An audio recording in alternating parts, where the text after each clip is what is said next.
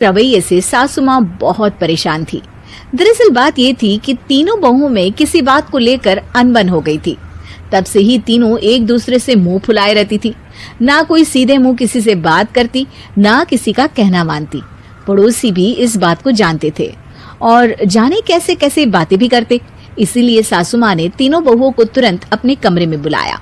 मैं कई दिनों से देख रही हूँ, तुम तीनों अलग अलग सारे काम कर रही हो। ये सब नहीं चलेगा, तीनों को मिलकर ही काम करना पड़ेगा। सास की बात सुनकर एकदम से बड़ी बहू बोल उठती है। नहीं मम्मी जी, मैं इन दोनों के साथ कुछ नहीं कर सकती। मैं इस घर की बड़ी बहू हूँ, फिर भी ये मेरा कहना बिल्कुल भी नहीं मानती। अरे जेठानी जी, जानबूझकर मुझे डबल काम करवाती है आप। और छोटी मुझसे टेढ़े मुंह ही बात करती है। इन दोनों के बीच हमेशा सैंडविच बन जाती है मेरी, और मैं हमेशा आलू की तरह बीच में मसली जाती हूँ। मम्मी जी, इन दोनों को लगता है कि मैं छोटी हूँ तो इनके पैरों तले दब जाऊंगी, लेकिन नहीं, मेरा भी उतना ही अधिकार है जितना इन दोनों का है। बड़ी आई दोनों मेरी चुगली करने के लिए, मुझे क्या कम समझ रखा है। तीनों बहू एक दूसरे से बहस करने लगती है और सास दोबारा ये देखकर टेंशन में आ जाती है और सबसे कहती है, चुप हो जाओ, अब से तुम तीनों सारे काम एक साथ करोगी, आंख बंद करके एक दूसरे की बात सुनोगी। तुम तीनों इस बात को गांठ बांध लो, वरना अगली छुट्टियों में तुम्हारा अपना मायके जाना कैंसिल। सास की बातें सुनकर डर के मारे तीनों हामी भर देती हैं। जी मम्मी जी, मैं समझ गई। हाँ मम्मी जी, जैसा आप कहें, आप जो कहेंगी मैं वही करूंगी। तीनों बहू सास की बात को गांठ बांध लेती है और वादा करती है कि अब से सारे काम वो तीनों एक साथ मिलकर ही करेंगी।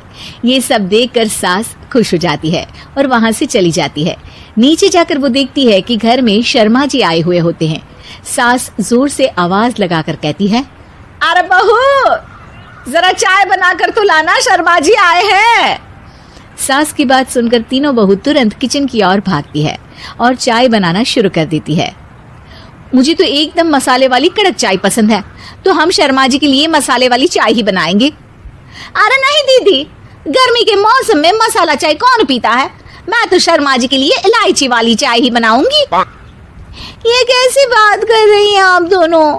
मेरी मम्मी ने सिखाया है कि मेहमान को ज्यादा दूध और शक्कर वाली चाय देनी चाहिए, वरना वो घर वालों को कंजूस समझते हैं। तो मैं तो शर्मा जी को ऐसी ही चाय दूंगी।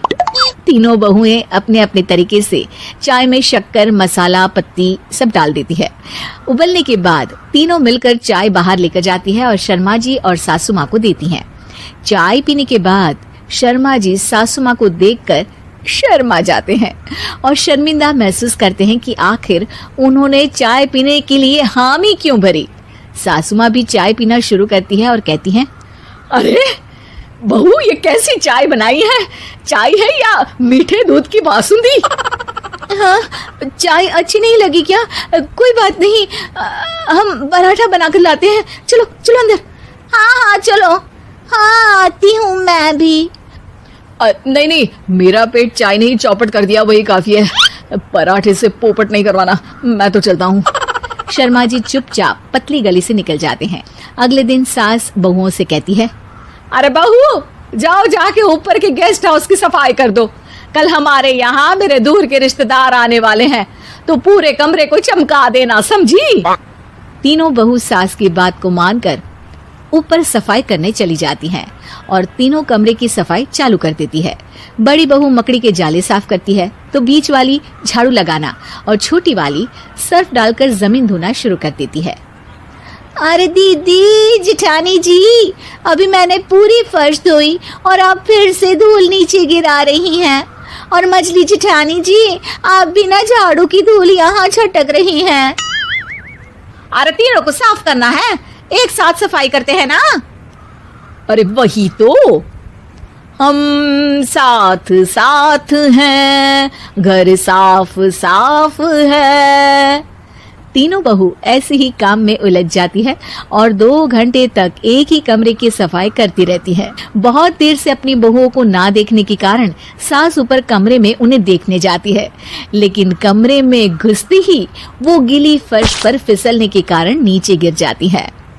ओरी मोरी मैया, हड्डी मरोड़ के रख दी। आए मेरी तो कमर ही टूट गई रे। तीनों बहुएं सास को उठाती हैं और बिस्तर पर सुला देती है। अरे मेरे हाथ पैर दर्द कर रहे हैं, दबा दो आराम मिलेगा। हाँ जी माँ जी। अरे जी माँ जी माँ जी। और तीनों बहुएं एक साथ सास के हाथ को दबाना शुरू कर देती है। माँ की तो चीख ही निकल जाती है और नतीजा ये होता है कि सास के बचे हुए शरीर में भी दर्द उठ जाता है।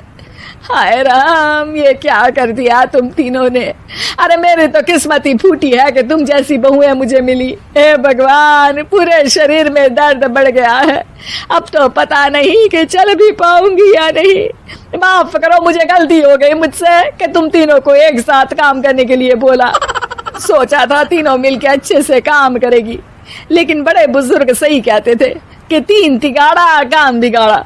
तुम लोगों ने ये बात ना आज साबित करके दिखा दी। तुम तीनों को तो समझाना यानी मानो भैंस के आगे भी न बजाना है। तुम्हें अकेले अकेले काम करना है ना, तो अब से तुम अकेले ही अपना अपना काम करो। तीनों बहुएं वहां से जाने लगती है। अरे कहाँ जा रही हो? आप ही ने तो कहा कि अपना अपना काम करो, तो मुझे मुल्तानी मिट्टी लगानी है। अरे मुझे भी तो नेल पॉलिश लगानी है। मुझे ना मेहंदी लगानी है। सास अपना सर पीट लेती है और कहती है, अरे मुझे भी लगाना है कुछ।